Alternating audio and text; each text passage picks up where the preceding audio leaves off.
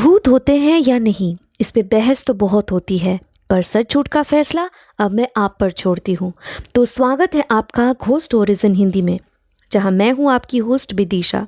और अब से हर हफ्ते शुक्रवार को आप मुझे सुन पाएंगे एक्सक्लूसिवली ऑन स्पॉटिफाई। आज ही घोस्ट स्टोरीज इन हिंदी को स्पॉटिफाई पे फॉलो करें और बेल आइकन को दबाना ना भूलें, जिससे मेरी हर कहानी आप सुन सकेंगे सबसे पहले।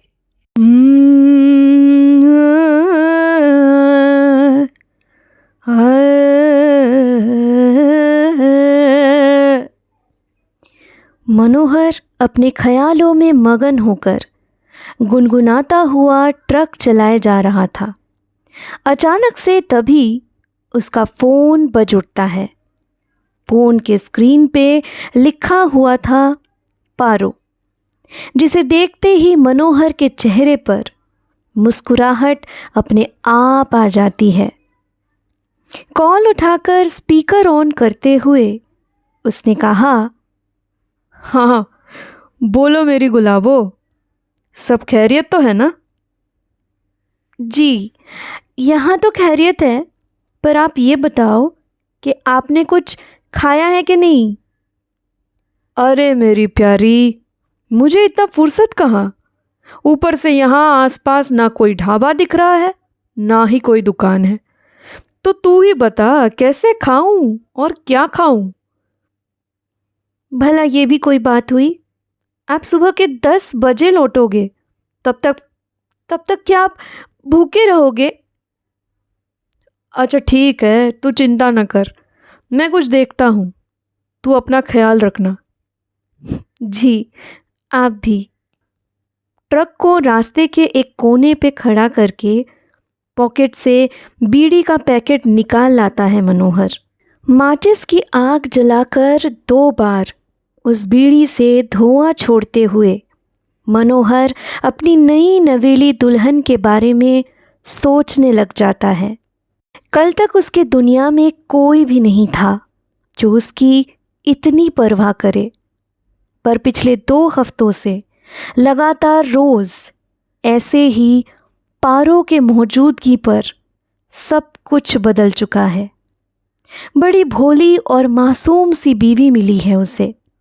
अनाथ थी बेचारी, दूर के रिश्तेदार के घर पे पली बड़ी थी।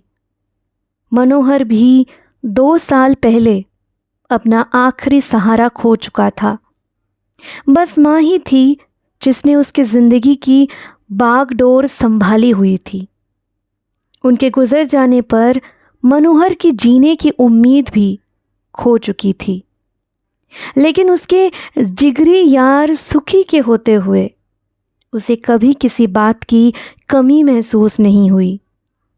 उसके मन का जख्म भरने में सुखी ने कोई कसर नहीं छोड़ी और आखिरकार उसी के लाख जतन करने पर वो पारो से शादी करने के लिए राजी हुआ था। पारो सुखी के गांव से थी, इसलिए सुखी उसे बहन भी मानता था। वाकई में आज के दिन में मनोहर सुखी का शुक्रगुजार है, क्योंकि पारो जैसी जीवन साथी पाकर वो बहुत खुश है। मुंह हाथ धोकर थोड़ा नींद भगाने की कोशिश में लगा हुआ था मनोहर। थकावट और भूख के कारण उसे अब आगे ट्रक चलाने का मन भी नहीं हो रहा था, लेकिन ऐसे सुनसान रास्ते में यूं रुक के रहना भी उसे ठीक नहीं लग रहा था।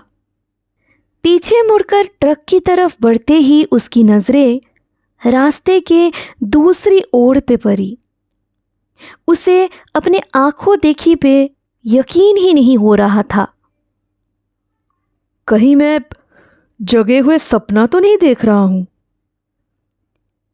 मनोहर ने दोबारा उस तरफ देखा तो जाकर उसे तसल्ली हुई कि उसने सही देखा था। ट्रक के इंजन को बंद करके चाबी हाथ में लिए मनोहर रास्ता पार करता हुआ दूसरी तरफ आ गया। अमरजोत द ढाबा लिखा हुआ साइन बोर्ड देखकर मनोहर जल्दी से आगे बढ़ने लगा और इधर उधर बाकी कई लोगों को चारपाई में बैठे हुए खाना खाते हुए देख वो खुद भी एक खाली चारपाई पे जाकर बैठ गया। उसके वहाँ पे बैठते ही ढाबे के अंदर से एक सरदार जी किसी को आवाज़ देते हुए बोले, ओए पुत्र जी, पाजी को एक गिलास पानी पिला दो और ऑर्डर भी लेते आओ। उनका कहना ख़त्म ही हुआ था कि मनोहर ने देखा कि उसके ठीक आगे एक 15-16 साल का लड़का पानी का ग्लास लेकर मुस्कुराता हुआ खड़ा है। मनोहर शायद सोच ही रहा था कि अभी के लिए वो क्या मंगवाए, क्योंकि सुबह तक उसे ट्रक चलाकर शहर पहुंचना है। काम ख़त्म करने पर ही वो अपने घर लौट पाएगा और तब जाकर उसे अपनी बीवी के हाथों की रोटी नसीब होगी। नई नई शादी हुई है, इसलिए कुछ दिनों से पैसों की बचत करने पर भी मनोहर काफ़ी ध्यान दे रहा था। अगले महीने पारो को लेकर 2-2.5 दिन के लिए कहीं घूम आने का मन बनाया हुआ है। ऐसे में फिजूल खर्चे। आप चिंता न करो चाचा जी, आपके फिजूल खर्चे नहीं होंगे। यहाँ भरपेट खाना भी नसीब होता है और ज़्यादा पैसे भी नहीं जाते। मेरे पापा जी यही सोच कर तो बनाए हैं ये ढाबा, ताकि आप जैसे ज़रूरतमंदों के काम आ सके। तो कहिए, आप क्या खाना पसंद करोगे? मनोहर को उस लड़के पे तरस आ गया। पढ़ाई लिखाई की उम्र में अपने पिता के साथ कंधे से कंधा मिलाकर कैसे सारे ग्राहकों को संभाल ले रहा है ये लड़का। ढाबे के हालत को देखते हुए साफ पता चल रहा था कि मुश्किल से बाप बेटे ने अकेले हाथों से पूरी जिम्मेदारी उठाई हुई है। ऊपर से उनके फटे हुए कपड़े और आँखों के नीचे काले गड्ढों से उनकी गरीबी से जूझती हुई थकावट भी नज़र आ रही थी। क्या हुआ चाचा जी?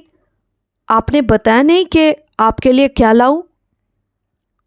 अच्छा, तुम ही बताओ फिर कि यहाँ सबसे ज़्यादा कौन सा खाना सभी बार बार खाने के लिए तरसते हैं? आंखों में उम्मीद की जगमगाहट लाते हुए उस लड़के ने तुरंत कहा, जी, कढ़ाई पनीर और तंदूरी रोटी। रोटियां कितने लाऊं साहब? तुम एक काम करो, मेरे लिए 4 तंदूर रोटी और कढ़ाई पनीर ले आओ। ठीक है चाचा जी, मैं अभी लाया। अरे, आप तब तक लस्सी पियोगे चाचा? हाँ बिल्कुल, पिला दो फिर। जी। कुछ दौड़ता हुआ अंदर रसोई में जाकर अपने पिता के साथ खाना बनाने में लग गया वो लड़का। उसे वहाँ काम करते हुए देख मनोहर कुछ याद करके अपने जेब में हाथ डालता है।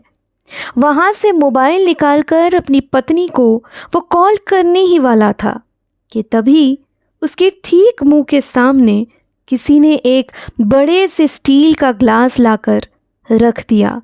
जैसे ही मनोहर ने उस तरफ देखा तो चौंकने वाली बात ये थी कि वहाँ पे उसे कोई भी नज़र नहीं आया। दोनों बाप बेटे अभी भी रसोई में खाना बनाने की तैयारी में जुटे हुए थे। तो आखिरकार ये लस्सी का ग्लास मनोहर तक पहुंचाया किसने? मन में अनगिनत सवाल लिए मनोहर अगले कुछ वक्त तक उन दोनों की तरफ बस घूरे जा रहा था। एक और चीज़ गौर की उसने कि उसके ढाबे में आने से लेकर अभी तक काफ़ी समय बीत जाने पर भी वहाँ पे पहले से बैठे हुए ग्राहक अपनी जगह से 1 इंच भी नहीं हिले थे। ताज्जुब की बात ये थी कि उनका ध्यान किसी पे भी नहीं था, बस सभी अपने खाने को लेकर मगन दिख रहे थे। क्या यहाँ का खाना इतना स्वादिष्ट होता है कि लोग अपने घर का रास्ता ही भूल जाते हैं? ये मजाकिया बात अपने जहन में सोचते हुए मनोहर को हंसी आ रही थी कि उसी पल उसके कानों में मानो किसी ने फुसफुसाकर कहा, बिल्कुल सही सोच रहे हो साहब। इस आवाज से चौंक कर एकदम से मनोहर हड़बड़ाता हुआ बोला, कौन? उसके सवाल का जवाब देते हुए उस आवाज ने दोबारा कहा, आपका खाना आ गया है साहब, और कुछ चाहिए हो तो आवाज़ लगा दीजिएगा मेरे बेटे चेतन को, उसको छोटू बुलाते हैं सब। मनोहर के सामने उस सरदार जी ने अब खाना परोस दिया था। अब जाकर मनोहर के जान में जान आई जब उसने उस आदमी को देखा। वो तो डर ही गया था कि पता नहीं कौन उसके कानों के आगे फुसफुसाकर बात कर रहा है। रात का सन्नाटा और भूख ने शायद उसके दिमाग पे असर करना शुरू कर दिया होगा। यही सोचते हुए हाथ धोकर प्लेट से रोटी और सब्जी खाने लग गया मनोहर। मनोहर को मानो सदियों से ऐसे लजीज खाना नसीब नहीं हुआ था। उसे याद है, माँ कहा करती थी कि मनोहर बस अपनी माँ के अलावा किसी का बनाया हुआ पकवान ज़्यादा देर तक नहीं खा पाता था। पारो अच्छा खाना बना लेती है, पर आज शायद इस ढाबे के पकवान के आगे सब कुछ कम नज़र आ रहा था मनोहर को।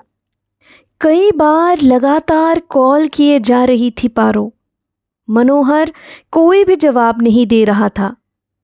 पारो की चिंता बढ़ने लग जाती है।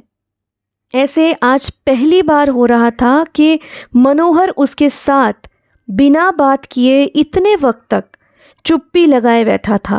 पारो के दिमाग में तरह तरह के ऊट पटांग ख्यालात आने लगे थे। इन कुछ ही हफ्तों में मनोहर के बर्ताव से पारो को अंदाज़ा हो चुका था कि वो कितना जिम्मेदार और अच्छा इंसान है। इसलिए उसके भोलेपन का फ़ायदा उठाकर कोई भी उसे धोखा दे सकता है, और अगर कहीं मुसीबत में फंस गया होगा तो वो हरगिज़ पारो को इत्तला नहीं करेंगे। इस बात को सोचकर पारो बदहवास सी हो जाती है। उसने बिना एक पल गवाए तुरंत एक दूसरा कॉल लगाया। कॉल उठाने पर ही उसने कहा, सुखी भैया, उनका कॉल नहीं लग रहा है। पहले रिंग जा रही थी तब उठाया नहीं, और अब वो नेटवर्क से बाहर बता रहे। मुझे बहुत डर लग रहा है। आप कुछ कीजिए ना, कहीं से कोई पता कीजिए कि वो कहाँ है, कैसे है। मुझे उनकी बहुत चिंता हो रही है। 2 घंटे बीत चुके हैं, पता नहीं कहाँ होंगे, किस हालत में होंगे। ऐसा तो कभी नहीं करते, फिर आज क्यों? मैं